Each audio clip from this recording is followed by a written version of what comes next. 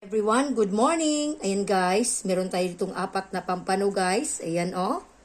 Sakto lang siya sa laki guys kasi isang piraso guys, kalahating kilo. Yan, tapos iprito natin ito guys, itong apat. Yan. Lagyan ko na siya guys ng vinegar tapos konting salt. Tapos lagyan natin guys ng magic sarap para mas lalong sumarap guys ang ating pritong pampano. Yan. Tapos vinegar. Yan. Kasi ganyan ako magprito guys ng isda. Bago ko siya iprito, minamarinate ko muna siya guys sa vinegar mga 10 minutes.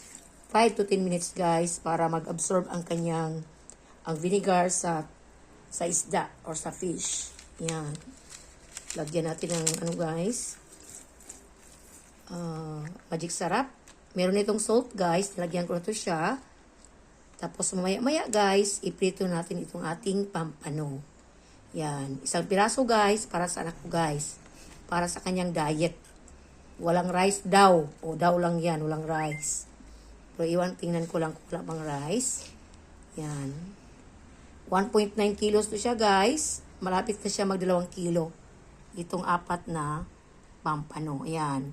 Ito ang isa sa technique guys para masarap ang ating prito.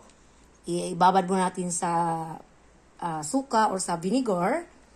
Tapos asin. Tapos magic sarap. Yan.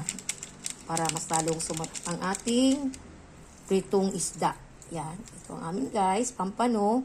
Pero dito sa Cebu guys, bihira lang ang pampano guys sa market. Pero doon sa Maynila, sa Libertad, marami doon guys. Kasi malaki doon din ang kanilang palengke ba. Tapos halos kumpleto talaga doon sila guys sa seafoods.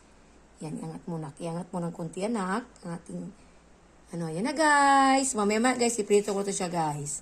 Yan. Thank you for watching everyone. I love you all guys.